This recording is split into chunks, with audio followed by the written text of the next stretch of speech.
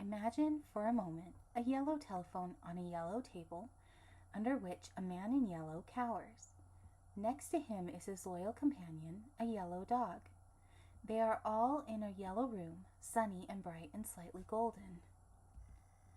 Yet there are red soldiers marching along the walls and table with red missiles surrounding the man and dog, effectively cornering them with threats of violence. Welcome to Sandy Skoglund's The Cold War. Larry Qualls explains that Sandy's work is often characterized by a complex narrative structure and makes explicit, sometimes delightfully funny commentary on contemporary life and culture. Other times, her work is described as terrifying. Comedy or tragedy, her style is distinct with generally one or two bright colors, food, animals, live actors, and mannequins.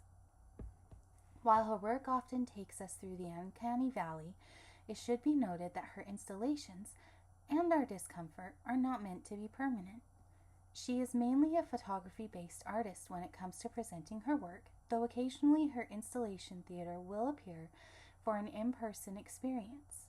She is, as Ellen Wiley Todd writes, involved in the making of art through sculptures and objects, which enters art, the installation, and is made into yet other art, the photograph. Sandy admits that early in her career, she had no respect for photography, but that she changed her perspective when she realized that photographs preserve those things that have disappeared. To her, death is a state of disappearance, and photography became a spiritual experience.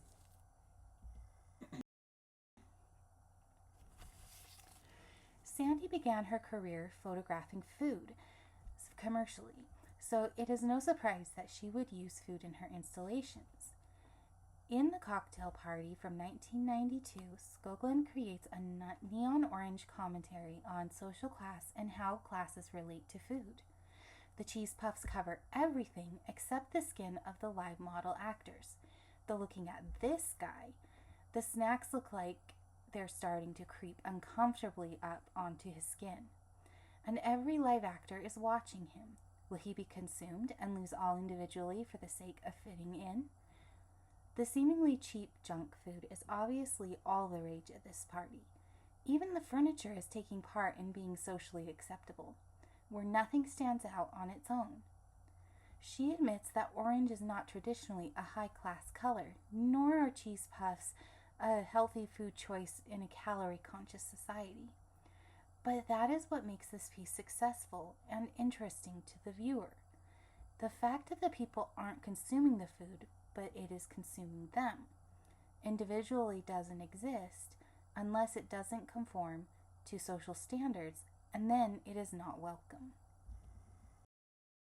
The best example of how Sandy works is shown during a workshop she helped host in 1997. Students were art teachers who wanted to better understand her techniques. The workshop had 40 students. Each student needed to bring 10 to 20 objects of a specific color, in this case orange. The students would need to find orange clothing as they would become participants in the installation as live actors. The workshop was a week long, filled with some frustration for the students as Sandy would not give specific instructions for what she wanted. But then the students realized that they weren't there to make a copy of Sandy's work, but to create something of their own. At this pivotal moment, students began to work on their own installation, seeing the commonalities in their various objects that prior to this seemed unrelated and chaotic. During this workshop, Sandy revealed that she does not preconceive her installations, but allows the installation to emerge as she works. It is color that unites the chaotic concepts of her work. This seemingly peaceful-looking, complementary colored installation shows two figures surrounded by goldfish.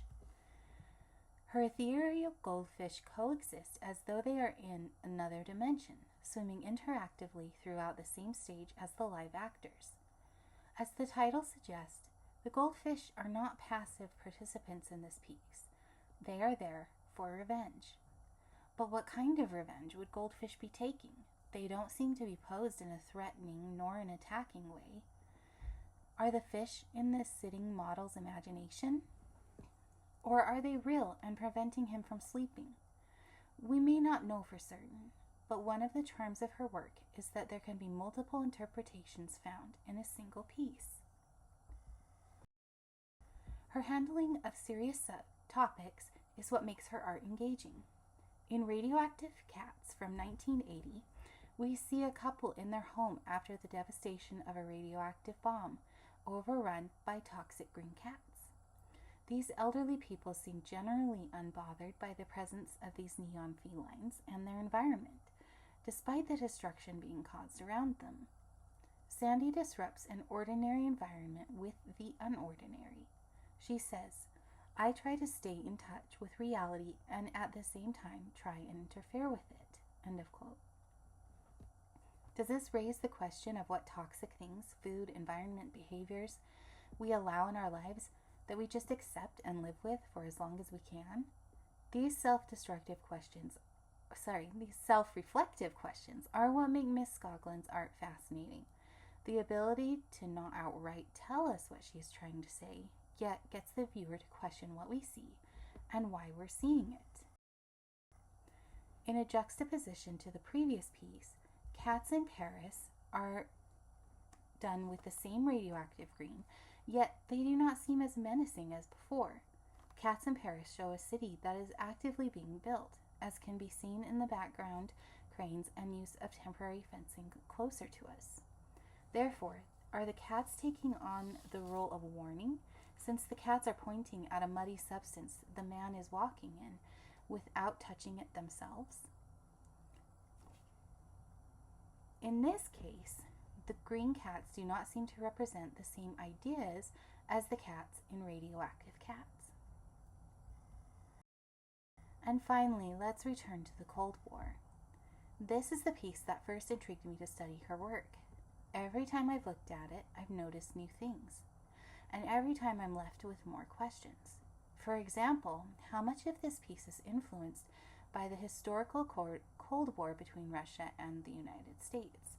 If so, why are the missiles pointed at the dog, and what does the dog represent? Is the telephone bugged, or is the man just afraid of using the phone? Fundamentally, I believe Sandy Skoglund's work to be brilliant in both conception and execution.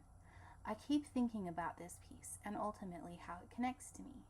And I think that's the mark of true art, how it connects us and gets us to question ourselves. And by these parameters, Sandy Skoglund is a great artist. Thank you for your time. Here are the references I used to create this PowerPoint.